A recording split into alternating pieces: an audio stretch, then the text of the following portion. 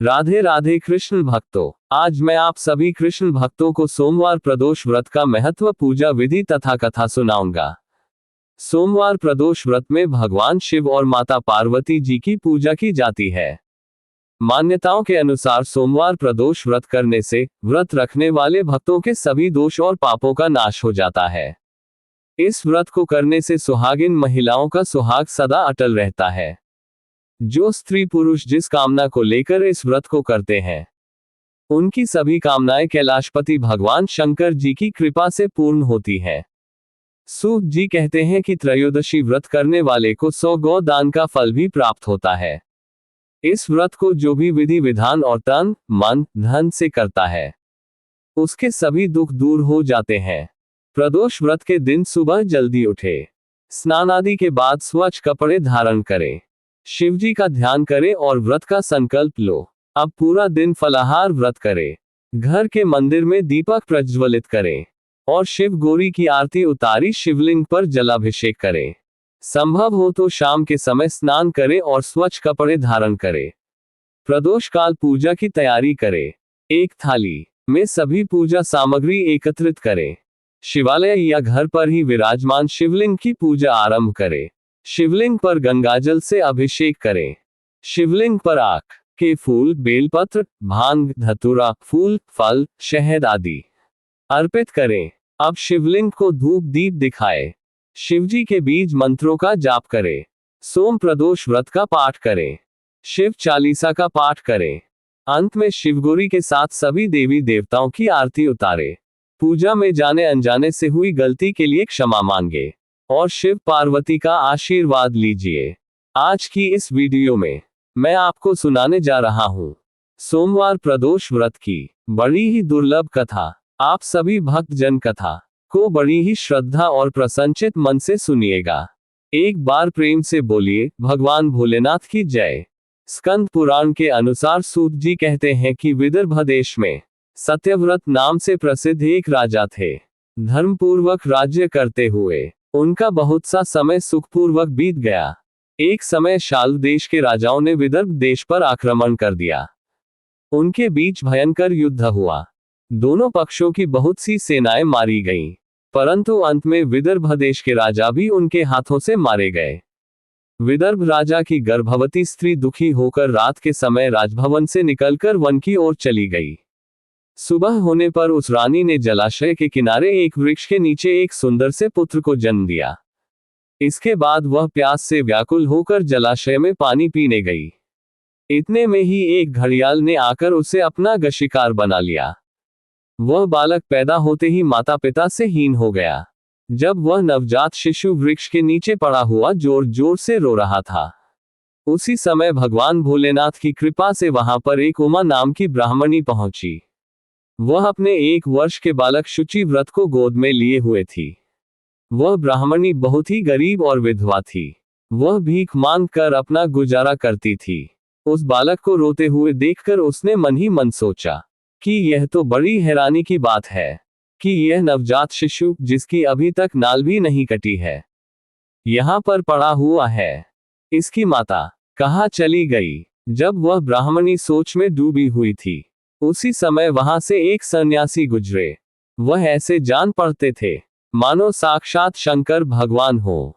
उन श्रेष्ठ भिक्षु ने उस स्त्री से कहा, हे ब्राह्मणी, तुम इस बालक की रक्षा करो, इससे तुम्हें परम कल्याण की प्राप्ति होगी। इतना कहकर वह दयालु भिक्षु वहां से चले गए। उनके जाने के बाद ब्राह्मणी ने उस बालक को लेकर अपने घर की ओर प्रस्थान किया। वह ब्राह्मणी एक चक्र नामक नगर में निवास करती थी। ब्राह्मणी ने उस बालक का अपने बेटे के समान ही पालन पोषण किया और उसका नाम धर्मगुप्त रखा। वह भिक्षा के अन्न से ही अपने पुत्र और राजकुमार दोनों को पालने लगी। एक दिन वह ब्राह्मणी उन दोनों बालकों को साथ लेकर भीख मांगती हुई देव मंदिर में चली गई। उस समय वहां पर शांडिल्य मुनि पधारे हुए थे। मुनि को देखकर ब्राह्मणी ने उन्हें प्रणाम करके पूछा, हे ब्राह्मण, एक सन्यासी के कहने पर मैं इस बालक को अपने घर ले आई हूँ। अभी तक मुझे इसके कुल का पता नहीं चला, फिर भी मैं अपने पुत्र की तरह ही इसका पालन पोषण करती हूँ। आप ज्ञान के नेत्रों से देखकर मुझे बताने की कृपा करें। कि यह बालक किस कुल में उत्पन्न हुआ है और इसके माता पिता कौन है। तब मुनिवर बोले, यह विदर्भ देश के राजा का पुत्र है। इतना कहकर शांडिल्य मुनि ने उस बालक के पिता के युद्ध में मारे जाने तथा उसकी माता के घड़ियाल द्वारा शिकार होने का सब समाचार पूर्ण रूप से बताया। ये सुनकर ब्राह्मणी को और भी आश्चर्य हुआ। फिर उसने प्रश्न किया, हे महामुनि, वह राजा सभी भोगों को छोड़कर युद्ध में क्यों मारे गए और इस बालक को ये दीनता कैसे प्राप्त हुई? यह अपने राज्य को कैसे प्राप्त करेगा? यह तो मेरे पुत्र की तरह भिक्षा के अन्न से ही जीवन निर्वाह करता है। इसकी दरिद्रता के निवारण का क्या उपाय है? तब शांडिल्य मुनि बोले, इस राजकुमार के पिता विदर्भ राज पूर्व जन्म में पांडे देश के राजा थे। एक दिन प्रदोष काल में राजा बड़ी भक्ति भाव से त्रिलोकीनाथ महादेव जी की आराधना में मग्न थे। नगर में बड़ा भारी कोलाहल मचा। उस शोर को सुनकर राजा ने बीच में ही भगवान शंकर की पूजा को छोड़ दिया और राजभवन से बाहर निकल गए। इसी समय राजा का मंत्री शत्रु को पकड़कर उनके समीप ले आया। वह शत्रु पांड्य राज्य का सामंत था। उसे देखते ही राजा ने क्रोध पूर्वक उसका मस्तक कटवा दिया। शिव पूजा को छोड़कर नियम को समाप्त किए बिना ही राजा ने रात में भोजन भी कर लिया। इसी प्रकार राजकुमार भी प्रदोष काल में भगवान शिव की पूजा किए बिना ही भोजन करके सो गया। वही राजा अगले जन्म में विदर्भ राज हुआ। शिव पूजा में विघ्न होने के कारण शत्रुओं ने उसके सुख भोग के बीच में ही मार डाला। पूर्व जन्म में जो उसका पुत्र था, इस जन्म में भी राजा का वही पुत्र है। भगवान शिव की पूजा का उल्लंघन करने के कारण ये दरिद्रता को प्राप्त हुआ है। इसकी माता ने पूर्व जन्म में छल से अपनी सौत को मार डाला था। उस महान पाप के कारण ही वह इस जन्म में घड़ियाल के द्वारा मारी गई। हे ब्राह्मणी, तुम्हारा पुत्र पूर्व जन्म में भी एक ब्राह्मण था। इसने अपना सारा जीवन केवल दान लेने में ही बिताया, यज्ञ आदि सत्कर्म नहीं किए, इसलिए ये दरिद्रता को प्राप्त हुआ है। उस दोष के निवारण के लिए अब ये भगवान शंकर की शरण में जाए। यदि ये दोनों बालक प्रदोष के दिन भगवान शंकर का पूजन करते रहें, तो वर्ष भर के भीतर ही इनकी दरिद्रता का नाश होगा और राज्य सुख की प्राप्ति होगी। इस प्रकार शरण में आई हुई ब्राह्मणी को मधुर वचनों द्वारा आश्वासन देकर शांडिल्य मुनि ने उनके दोनों बालकों को भगवान शंकर की आराधना के मंत्र का उपदेश दिया। उसके बाद ब्राह्मणी अपने दोनों बालकों को लेकर वहां से चली गई। 4 मास बाद एक दिन ब्राह्मण का पुत्र नदी में स्नान करने गया। वहां उसे धन से भरा हुआ एक घड़ा मिला, जिसे लेकर वह अपनी मां के पास गया। मां धन से भरे हुए घड़े को देखकर खुश हो गई और उसने कहा, इसे अपने भाई के साथ आधा आधा बांट लो। मगर धर्मगुप्त ने इस धन में हिस्सेदारी से मना करते हुए कहा, मैं किसी अन्य के भाग्य का भागी नहीं हो सकता। प्रत्येक व्यक्ति स्वयं के कर्म का फल भोगता है। इस प्रकार प्रसन्नता पूर्वक भगवान शंकर की पूजा करते हुए उन दोनों कुमारों का 1 वर्ष व्यतीत हो गया।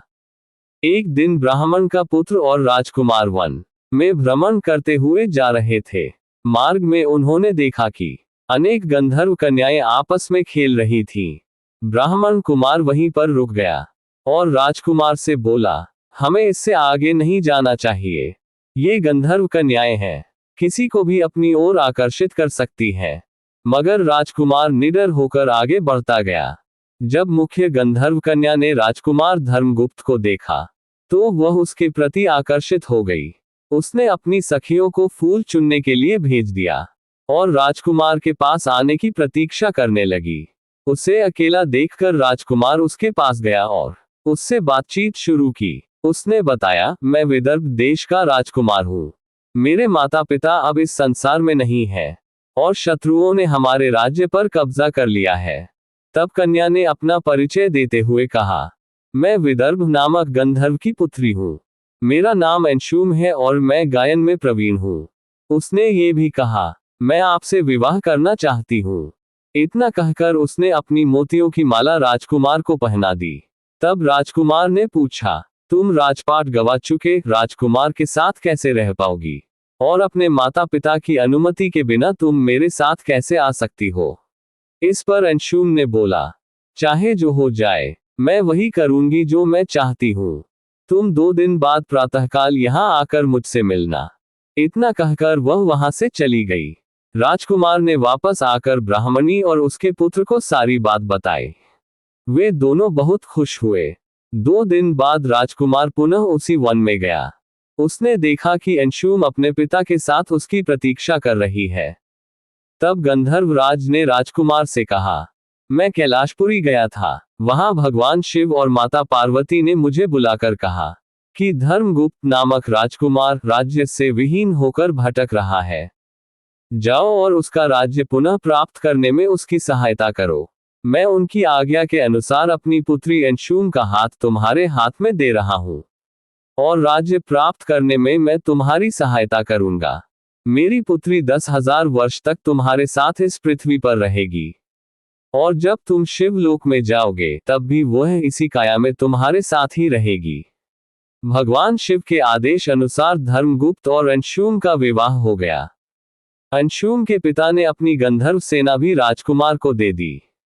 सेना की सहायता से उसने अपने शत्रुओं को परास्त कर दिया और अपने पिता का खोया हुआ राज्य उन्हें प्राप्त कर रख लिया। अब राजकुमार धर्मगुप्त राजा बन गया। उसने अपने बुरे दिनों में उसे पालने वाली गरीब ब्राह्मणी को राजमाता का दर्जा दिया और शुचि व्रत को अपना छोटा भाई माना। इस प्रकार नियमित रूप से प्रदोष व्रत करने से ब्राह्मणी, उसके पुत्र शुचि व्रत और राजकुमार धर्मगुप्त को धन, धान्य तथा सुख संपत्ति की प्राप्ति हुई। सूत जी कहते हैं कि जो मनुष्य प्रदोष व्रत की इस पुण्य महात्म्य को एकाग्रचित होकर सुनते हैं अथवा पढ़ते हैं, उन्हें 100 जन्मों तक कभी दरिद्रता नहीं होती और अंत में वह ज्ञान के ऐश्वर्य से युक्त होकर भगवान शंकर के परम धाम को प्राप्त होते हैं। प्रेम से बोलिए भगवान शंकर की जय, माता पार्वती की जय।